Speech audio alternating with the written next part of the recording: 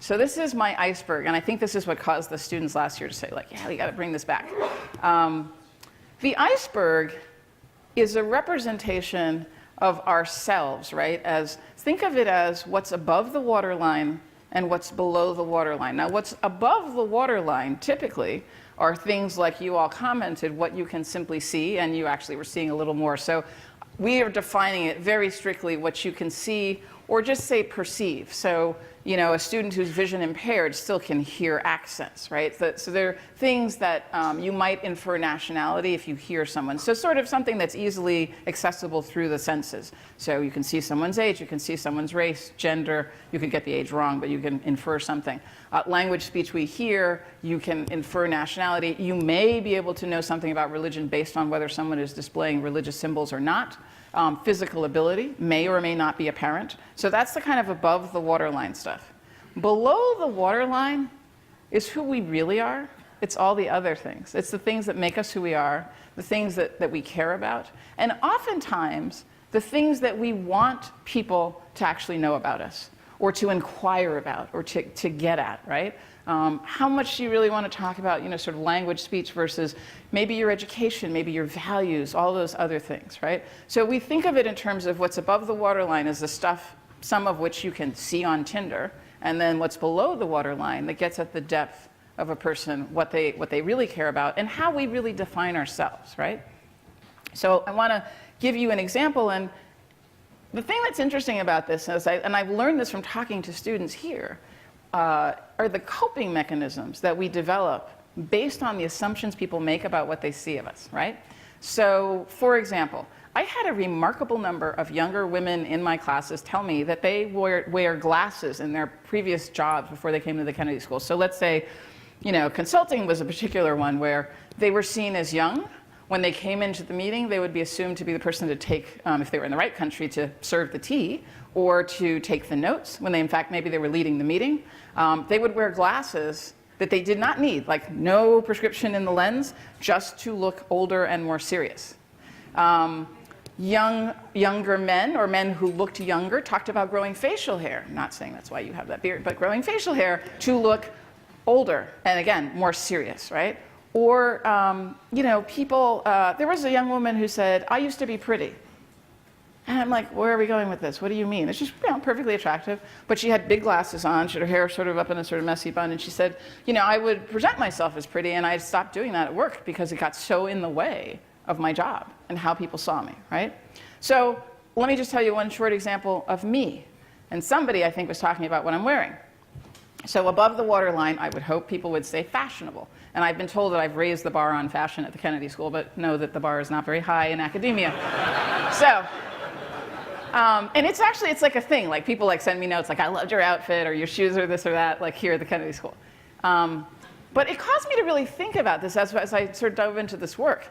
The reason that I dress this way, not this way today, but in general, because when I was a little girl, as a black girl growing up in Connecticut, I wasn't treated the same.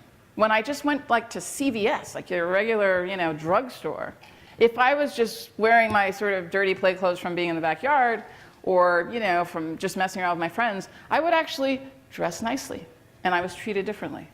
Now, the blonde, blue-eyed girl next to me was not treated differently, however she was dressed. She was so tall, dear, et cetera. It was palpable, and I was too young. I had none of this experience, none of this knowledge. I just picked it up, right? And so, now, of course, my parents would say you have to dress nicely if you're going to the theater and if we're going on a trip and that sort of stuff. But I'm talking about going to the drugstore. And I'm talking about, like, first having a driver's license, like, 16. I learned this. So over time, since I have this thing about I need to dress a certain way at all times for the occasion, every time, and it's ingrained in me, I've kind of morphed it into, well, I might as well be fashionable if I'm going to think that much about clothes.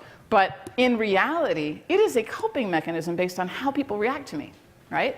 And to this day, and somebody said to me a couple of days ago, what are you going to wear for the class, right? I'm like, oh, I already got that thought through.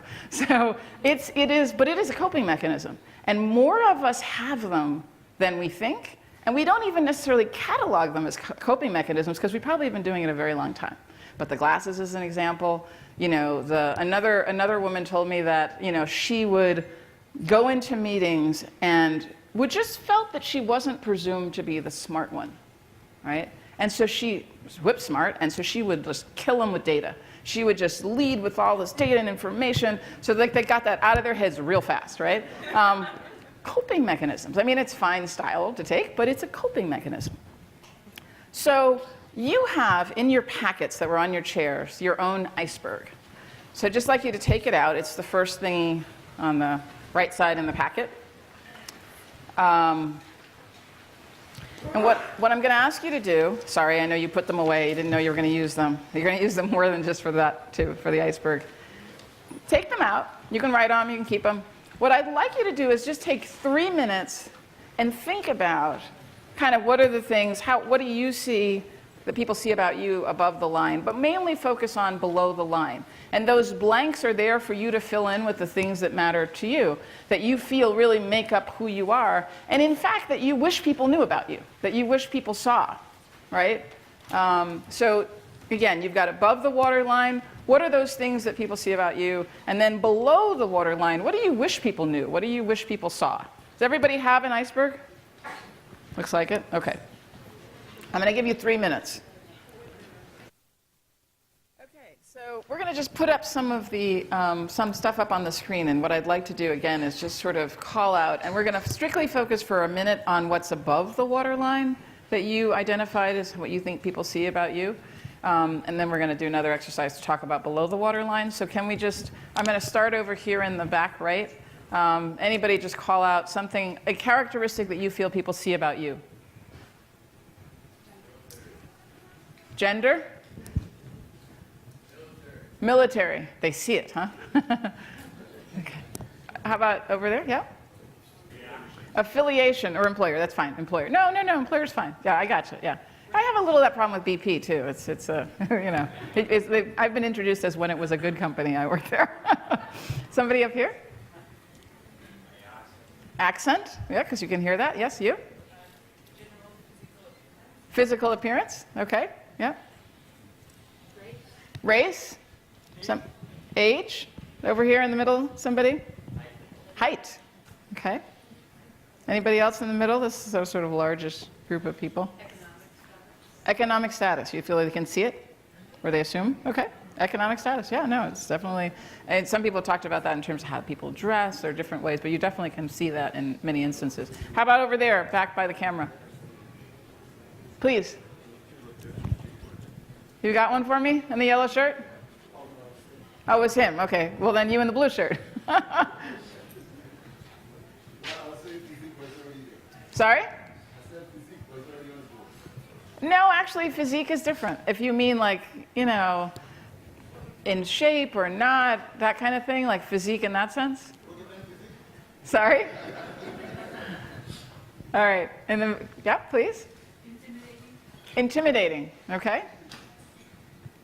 Please? Demeanor. Okay, yeah. Somebody over here? Yes? You in the blue shirt?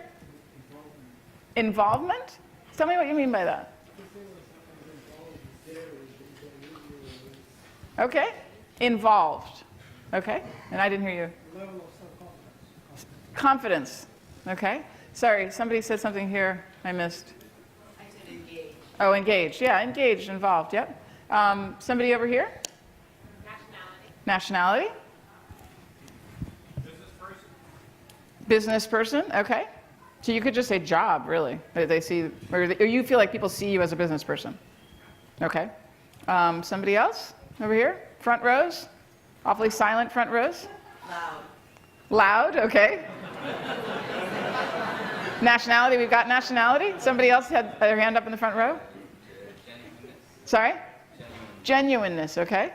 Over in the back middle? Openness, okay, yeah.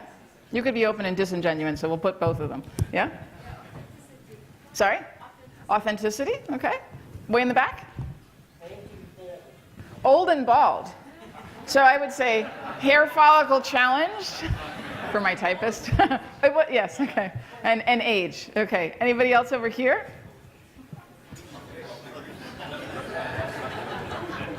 You can leave bald, it's okay. Okay, anybody? Yep, please. Sorry? Weight, excellent. That's an important one. In the back there? Sorry? Conservative? Smile? Smiley, did you say? Okay, smiley. And I heard empathy. Yeah. And somebody here? Friendliness. Yeah. Say that again? Dress code. So, yeah. So dress code or just your style of dress? Dress code. Okay. So I think that some of them are nonverbal cues, but other times people infer things based on simple appearance, right? So they're like weight is not a signal you're sending. Neither is height, neither is bald, neither is age, right? But people can infer a lot of things based on those characteristics. Yes, two more. The two people sitting in the back.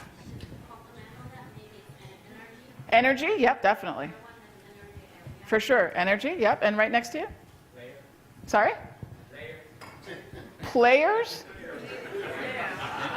I can't hear, sorry. Huh? Being a player, okay. So I think we should, that merits a sentence to itself, being a player. Yeah, exactly. Okay. And I'm sure that can be visible. Okay. The group is warming up. I like it.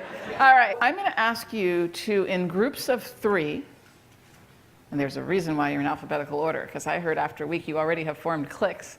So in groups of 3, without like moving around a lot, preferably staying within your little, where you're seated, I want you 5 minutes each, so you're going to have 15 minutes, and I want you to talk about what is for you below the waterline.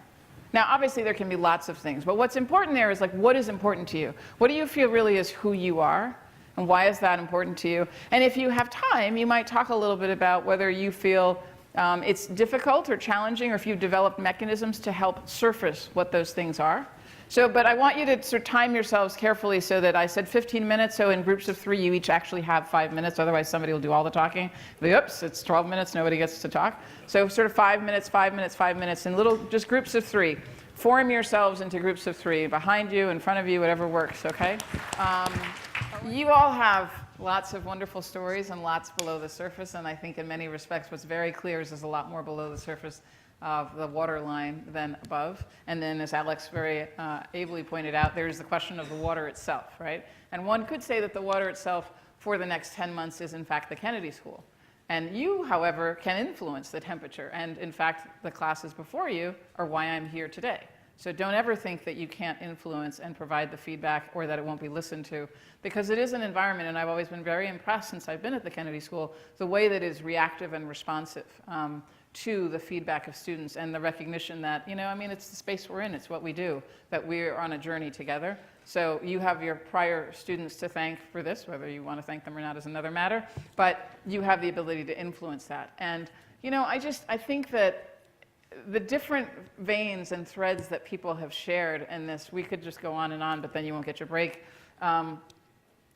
It's just, again, going back to Tinder, let's not do Tinder here, right? And let's just forget it, right? Like, it's actually about understanding what you all have. And I want to just say one thing. So there were a couple of times different people talked about being the stereotypical. There is no such thing. Everybody has a story, everybody has a past, everybody has how they were raised, what values they bring to the table, what they're passionate about.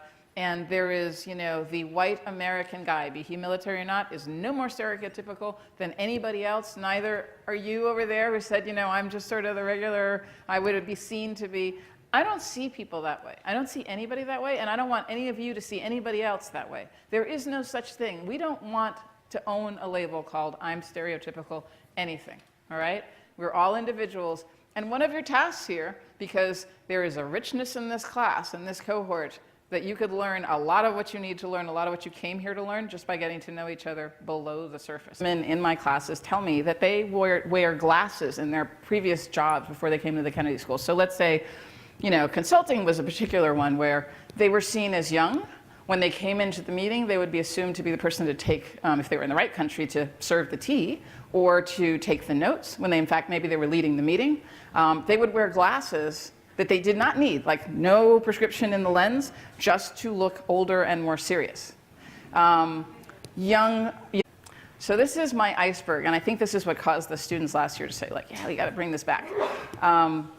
The iceberg is a representation of ourselves, right? As think of it as what's above the waterline and what's below the waterline. Now, what's above the waterline typically are things like you all commented, what you can simply see, and you actually were seeing a little more. So we are defining it very strictly what you can see, or just say perceive. So, you know, a student who's vision impaired still can hear accents, right? So there are things that you might infer nationality if you hear someone. So sort of something that's easily accessible through the senses. So you can see someone's age, you can see someone's race, gender. You could get the age wrong, but you can infer something. Language, speech we hear, you can infer nationality. You may be able to know something about religion based on whether someone is displaying religious symbols or not. Physical ability may or may not be apparent. So that's the kind of above the waterline stuff. Below the waterline is who we really are. It's all the other things. It's the things that make us who we are, the things that we care about, and oftentimes the things that we want people to actually know about us, or to inquire about, or to get at, right? How much do you really want to talk about, you know, sort of language, speech versus maybe your education, maybe your values, all those other things, right? So we think of it in terms of what's above the waterline as the stuff, some of which you can see on Tinder, and then what's below the waterline that gets at the depth of a person, what they really care about, and how we really define ourselves, right? So I want to give you an example, and the thing that's interesting about this is, and I've learned this from talking to students here, are the coping mechanisms that we develop based on the assumptions people make about what they see of us, right? So, for example, I had a remarkable number of younger women